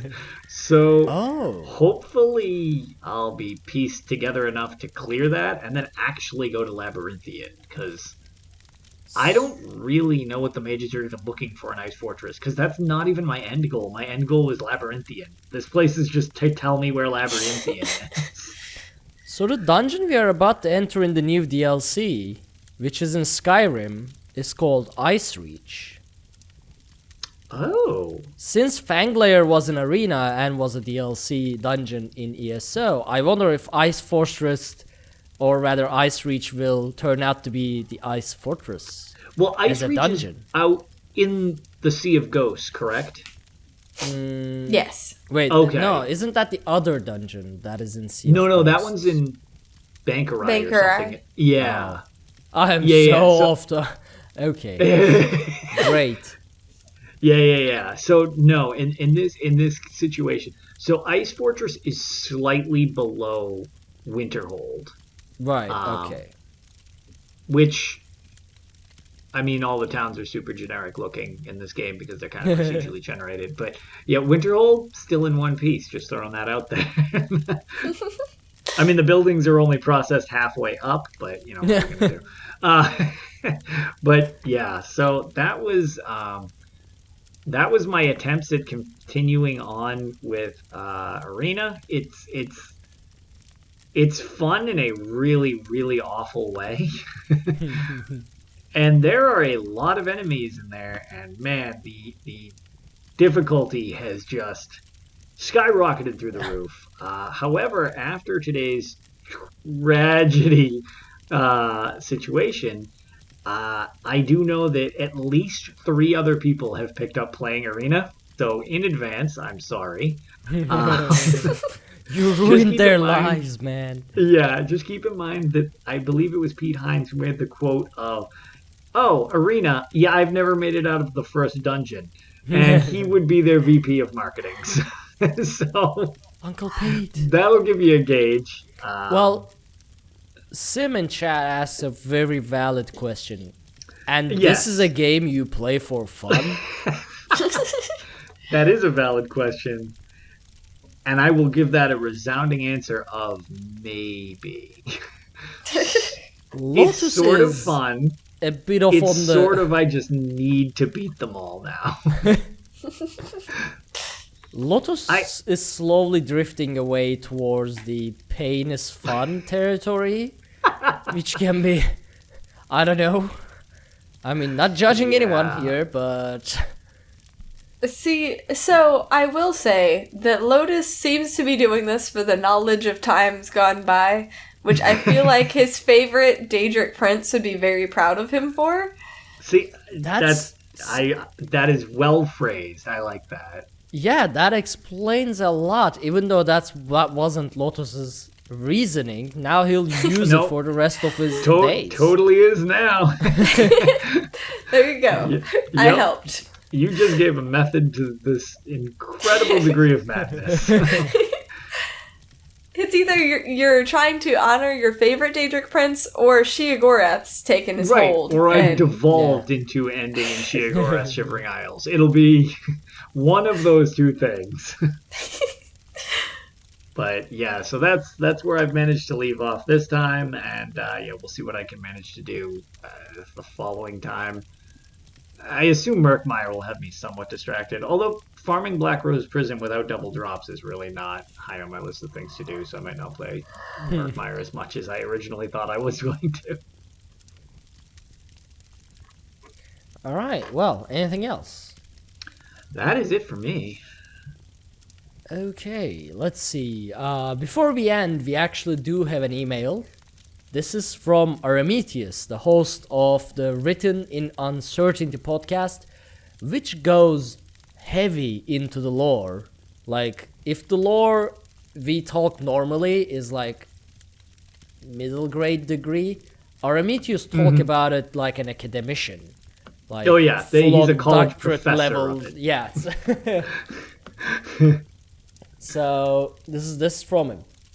Hi all, you were after some feedback on what the Elder Scrolls lore means to people. I thought I'd stake my oar in. This is about last week's discussion. To me, the lore is, and always will be, more than the games. As I've mentioned to Lotus before now, I've not long had computers that can run a modded Morrowind at higher than 25 frames per second or so. Or so, let alone Skyrim and ESO. But I'd seen Morrowind played at the back of a philosophy class in 2002 and was hooked on the notion of a game that was open enough to allow you to go wherever you wanted, whenever you wanted, all the while looking like an Ashigaru. From then, the lore became more and more of a way to engage with the world, almost independent of the games. I got Elder Scrolls 3 myself, but my parents never bought high-end PCs, and so I got used to spending more time wrestling with mods than actually playing. The lore stood apart from that because I could look stuff up outside of the game. To me, the lore exists in the books and historical accounts of events far more than it does in gameplay. As a result, I tend to come down more on the "that's not how it's in the lore" side of the debates. As I experience the lore separately from the games, that and the lore is never really about discovery in the sense of no spoilers for me. As I've generally read about a thing in the game several times before I experience it firsthand, playing the games is more about a particular story I want to tell or something I want to experience rather than finding new lore necessarily. Maybe Antiquities will change that. I've never been able to be on the bleeding edge of official lore before, although I'd hoped I have contributed some original theories in my own small way. Lore was also something I got into through forums, seeing people have debates on the lore. Hold on, let me bold this. I'm having trouble reading. And I'm gonna increase the font as well. There we go, that's better. Lore was also something I go into through forums, seeing people have debates on the lore that required proper scholarly augmentation in my early days was something I could sink my teeth into. Partly, apparently it wasn't about the font. I still can't read. Ark just can't read. It's okay. Yeah. I can't It happens to the best of us. Yeah. I'm gonna take this from start. Lore was also something I got into through forums. Seeing people have debates on the lore that required proper scholarly augmentation in my early days was something I could sink my teeth into. Partly thanks to those philosophy classes. Their lore is a fantastic mashup of ideas, themes, truths, and perspectives that can be considered in so many ways, and I've loved doing that over the years. I was also in on the tail end of some of the dev and ex-dev interaction with the community on a more casual basis, which has influenced how I think about the boundaries of the lore, canon, and all that good stuff. I've experienced the lore mostly through channels other than the games, so it's turned into something far bigger than the games for me. It's a way of exploring and expressing ideas within an unbound fictional universe. I hope that all makes sense. Keep things awesome, everyone. Cheers, Aramithius. Whew. And I Thank you so absolutely much love for that email. Aramithius. That was great. Yes, it was. And it totally does make sense. Also, give me 1 second while I do something. You guys can talk about it. There we go. So Aramithius does, like Ark was saying, college level lore. So Yes. I have listened to his podcast and a lot of it just goes whoosh. But I feel like I have to listen to it like 3 times to really understand what he's saying. Like his episode, I want to say he did an episode on Dragon Breaks that I listened to a few months ago that just blew my mind. That was just incredible. If it was not Dragon Breaks, it was something that my brain has linked to Dragon Breaks and you should totally listen to it. It is incredible. Check out his podcast. This guy knows his lore. Yeah. And, like, I guess I am similar to Aramithius, even though I don't know the lore as much as him. I don't, like, when I'm in the game, I don't read all that much. Like, even during single-player games, I read every dialogue, but I don't read everything that I find. But once I go into, like, unofficial Elder Scrolls pages for the lore, or when I start actually discussing the lore with someone, like, even at work, every now and then someone comes up to me, like, because I had couple of co-workers start Elder Scrolls Online, and some others apparently started Elder Scrolls Online but dropped the game. Like, during lunch or during work, someone comes up to me, like, you play Elder Scrolls Online? I'm like, yes, you're in the right place. And they're like, can you tell me a bit about it? My first question generally is, how much time do you got? Like, do you want the, like, from Merethic era into 4th era explanation of Elder Scrolls? Or do you want the, it's an MMORPG, you fight things explanation of Elder Scrolls? I mean, especially when explaining to someone who doesn't know the lore, like explaining someone who's new to the lore, that's my favorite. And every now and then, while doing that, I realize I don't know something, and I just pull up my phone, I start going into Wikipedia, and the topic changes while I do that. Like, they start talking about something entirely else, and for the rest of the duration, whether if I'm with friends or whether if I'm at lunch with coworkers, I'm on my phone, and they're talking about whatever, and I'm reading, like, so that happened in the Merethic era, right? It's like, but in the games, I don't read much. But I just read outside of the games all the time. I don't know why. It's like in Elder Scrolls Online too. Whenever I find something like a lore book, I just press E and escape immediately. Like, E escape, E escape. I always say to myself, since there is the eidetic memory, I'm like, I'm gonna read it later. Mm-hmm. I'm gonna read it later. I'm gonna read it later. 6 years into the game, I've never once went back to my idiotic memory to read a lore book. Well, I'm gonna read it one day. I assume, since they've progressed past Skyrim, but they've been pushing through as a Skyrim book club. That's how I quote unquote read the books. And since they've cleared all the books in Skyrim, they've moved on to ESO and Oblivion. Like, they're doing just various ones now. So maybe in, I don't know, 15 to 20 years, they'll have dug through all of the books, because good lord, are there a lot of them. Are there any lore books in Arena? Like, do you find books in Arena as well?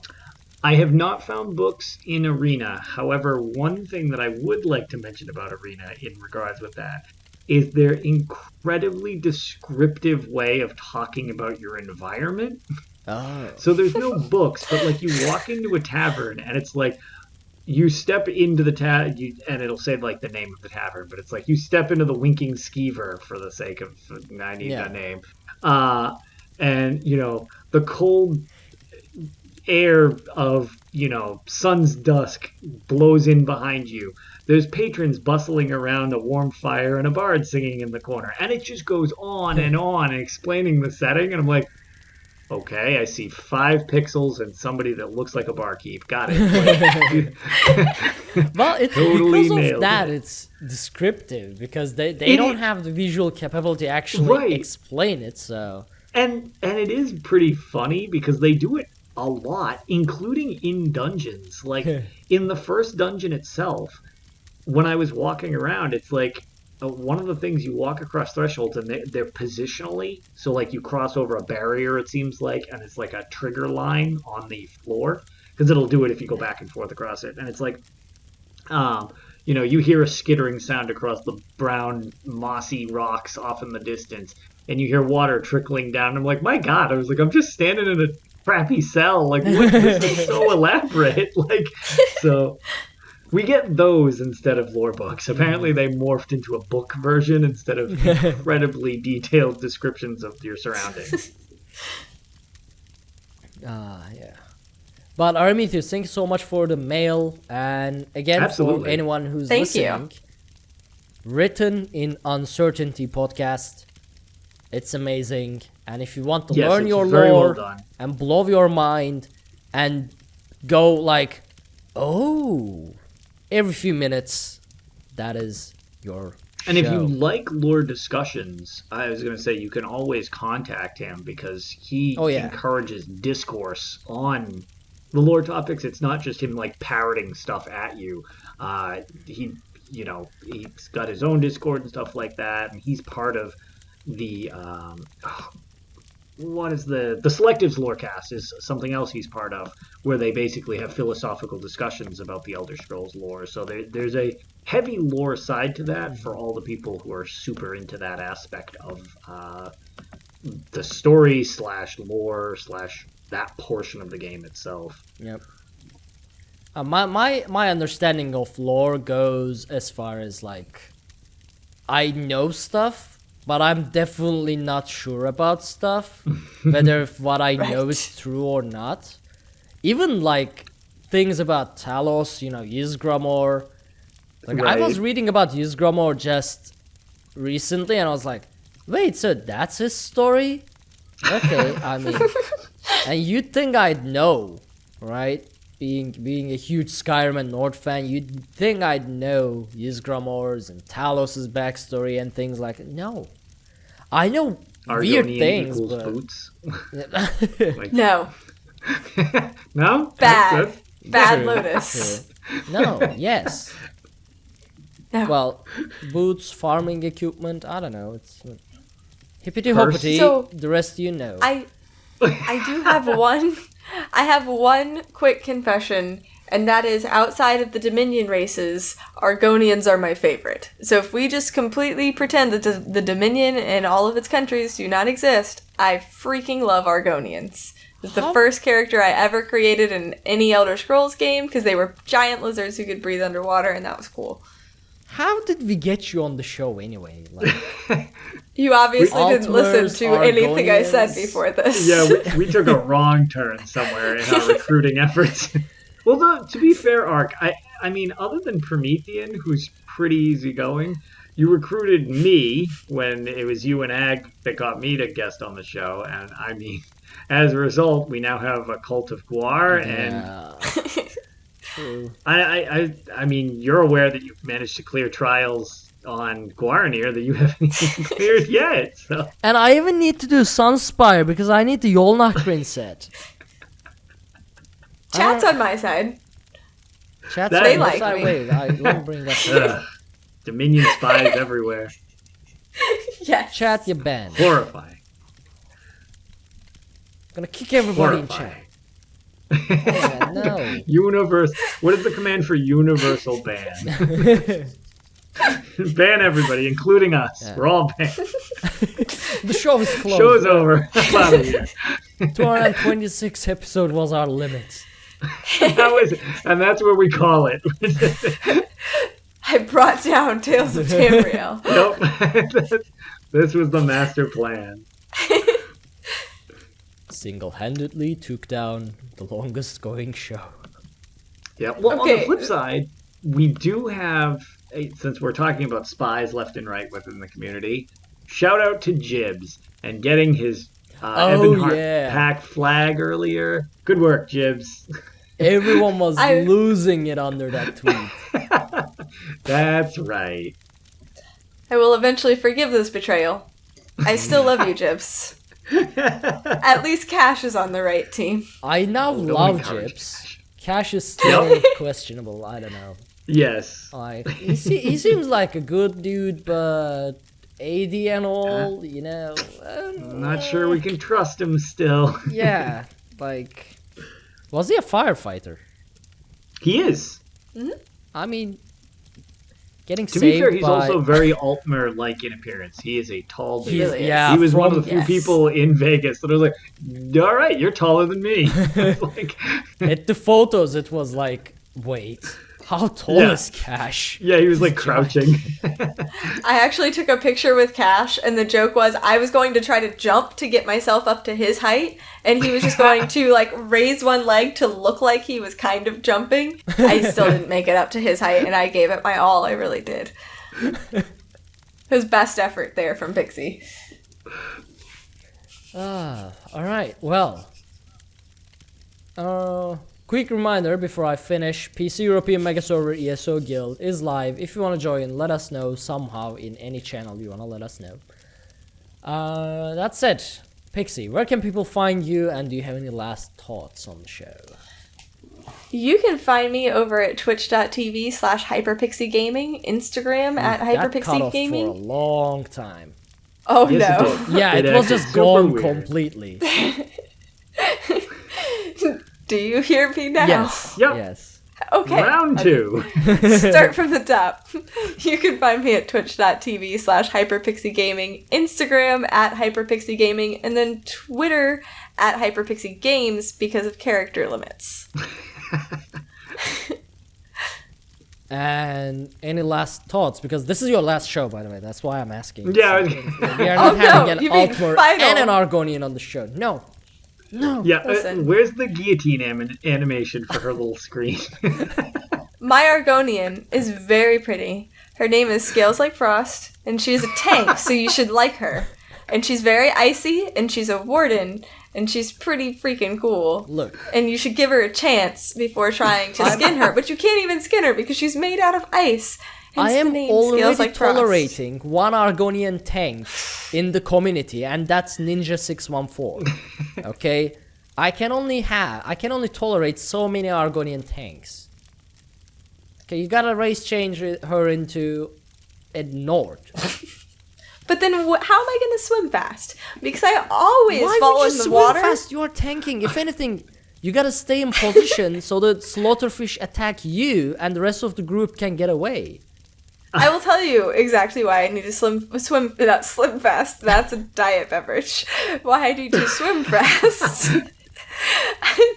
It's because I like to take screenshots, and sometimes those screenshots take place on an island because that's where the most beautiful scenery is. And if I'm in the middle of East March and I need to get from point A to point B, which happens to be on an island, I would like to swim quickly there. Also, lizards are really cool, and the Murkmire Celebration is coming up, and it's going to be awesome because that swamp is really cool. Okay. And there's red torch whole bugs. screenshot thing made so much sense because I do swim to islands to take screenshots. I'm after, but you win this round, Pixie. See? Lotus, where can people find you? I am Lotus of Doom, both on, well, I guess both, whatever, all things, pretty much anywhere you can find me. So I'm on Twitter a whole bunch. I've recently been trying to stream at least once a week on the weekends. It's been Arena largely, but I'll be streaming other stuff if I can ever manage to beat that. But I'm Lotus of Doom on Twitch as well. And yeah, in game, I am also Lotus of Doom. We have a somewhat bustling startup to a PS4 guild as well. On the North American side. If you have any interest in joining us there, please feel free to either message myself or Promethean, as we can send you a Discord invite. Separately, there's a Discord for that, as it's just kind of a separate thing. Or you can just message us in the Dungeon Crawler Network Discord, because we're there as well, kind of linked together. But yeah, so we've got a console side to things as well kickstarting up. But yeah, that's pretty much where you can find me. Nice. And you can find me anywhere that is Arkhaniir. Arkhaniir. I get people asking me whether if I'm the Arkhaniir from Tales of Tamriel. Here's the thing, I made this name completely up. This is a fully made up name. I basically went and started creating a character in ESO. And it was like A-R-N, no, A-R-K, okay, okay, A-R-K-A-I, no. So it was like letter by letter made up name. So if you see A-R-K-H-A-N-I-R-R, that's gotta be me. If not, report them. That's fake account. Identity theft. I'm on Twitter and on Twitch. I now stream at twitch.tv/dungeoncrawler network since I basically took everything content creation for DCN. And I'm trying to stream like 2-3 times a week in addition to our podcast there. So join in and you can support us through there as well. As for DCN and our podcast, you can follow everything we do over at dungeoncrawlernetwork.com. There you can find links to all of our social media, including Twitch, YouTube, Twitter, and Facebook. Be sure to check out our iTunes for a review because our Patreon is at the moment closed. Nailed it! But I am working on reopening our Patreon with reward tiers and whatnot. Leave us a 5-star review on iTunes because it helps people know that we are a real podcast, that we say real words, and sometimes it matters. Thank you all so much for joining on this episode of Tales of Tamriel, and we will see you all next week. Thanks, everybody. Bye. Bye!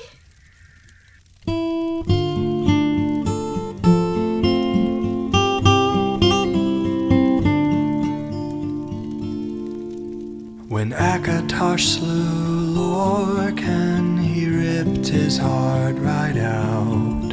He hurled it across Tamriel, and the heart was heard to shout, red diamond,